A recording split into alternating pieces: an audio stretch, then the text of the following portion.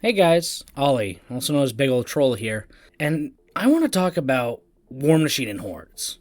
Mostly because Nico 40k, this prick, he got me into it. Got me into it bad. The biggest draw to me in this series, or at least in this franchise, wasn't the Warjacks or the War Beast or anything else like that. It was the characters. I've read a couple of the audiobooks on here, and I've listened to more than I can count. Privateer Press has made a fantastic job at making these characters lovable or hateable, depending on how you view them.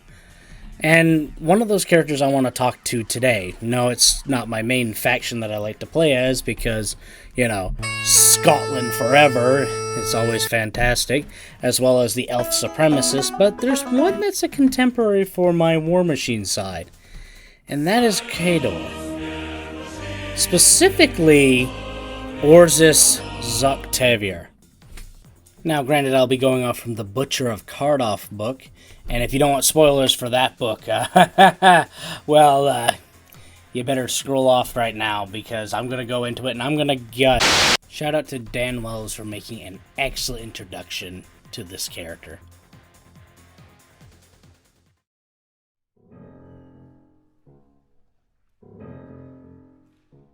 Do you know any dancing songs? The minstrel struck a sour note on his violin, shocked by the volume of the request. I don't have a bayan, sir, but I could try to... Your fiddle is enough, said Orsus. He smiled at Lola.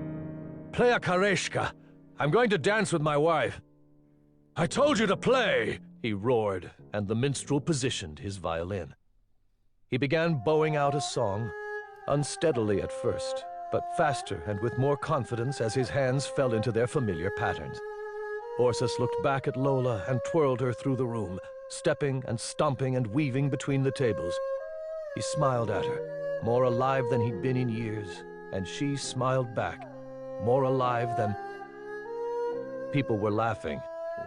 Orsus ignored them. Let them laugh. They'd laughed at him his whole life, and he'd never let it bother him. He was in love with the most wonderful woman in the world, and now he had her, and she was looking at him, smiling at him, holding him again just like she had before the... Is that what you meant? It was a familiar voice, the merchant's, cackling with high-pitched laughter that rose above the violin. Orsus seethed, the rage inside him growing hotter, but Lola clucked her tongue softly. Just ignore them. His wife, he called it, said a farmer, greeted by another gale of laughter. Do you suppose he kisses it as well? Filthy thing like that. The farmer in his grip kicked wildly as he hung in the air, clawing at Orsus's fingers around his neck. Let him go, said one of the craftsmen. A dark-haired woman cowered behind him, and the serving girl behind her. Just set him down nice and easy, and we'll forget this whole thing. He called her filthy. And he's very sorry. I want to hear him say it. It's just an axe, shouted another farmer, for Menoth's sake. The man put a hand on Lola's arm, yanking her away. And Orsus watched as her dress tore, her arm ripped, her chest blossomed with blood. The world turned red with blood and fire, the air filled with ash and snow and screams. Where were you? She pleaded. Why weren't you here to protect me?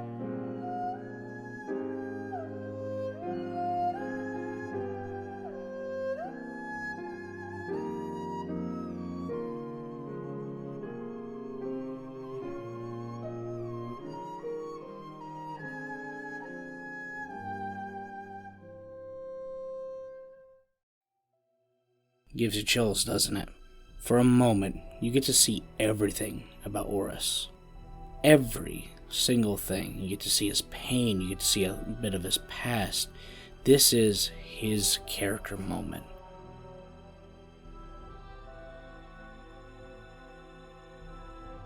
Hailing from the small town of Vietor, he grew up relatively normal, relatively considering that he's fucking massive. After a Tharn raid, he lost everything. He lost his father, he lost his mother, he lost his sister, and he lost his home. During the time after, he would then get picked up by the man of whom owned the lumber mill that his father worked at, to work as an enforcer and as your friendly local kneecap buster. During a night on one of his missions, he came across the love of his life, Lola. Lola despised all kinds of violence, and because he loved her so, he tried to change. He quit being an enforcer and became a lumberjack. He had plans. He was going to open up a workshop, make toys, and fix small items. Everything was going great, but he was tricked to doing one last job, and he paid dearly. After that, he joined the army, joined the Winter Guard. He became a warcaster. He rose to the ranks and became a leader of men. That all changed at Khardov. They were all traitors. Every man, woman, child, and Winter Guard dumb enough to get in his way. Eventually, he was arrested and brought in, locked up and waiting for the final judgment from the Empress herself. Now, you'd think it'd be an absolutely terrible idea to have somebody this mentally fucked up anywhere near your monarch, but the Empress insisted. Compromises were then made, and Orsus was dragged in front of the Empress's throne. And I'm going to spell this out so everybody understands this. Upon reaching his cell, Commandant Frivova had one regiment of a firing squad aimed at his cell as he walked into there and gave him both more manacles to have on and wrap him in heavy black logging chains. Upon escorting him outside, he was then surrounded by 6 man-of-war battle armor suits, and trained the entire time by field guns, warjacks, more Winter Guard, and Widowmaker snipers the entire way to his sentencing.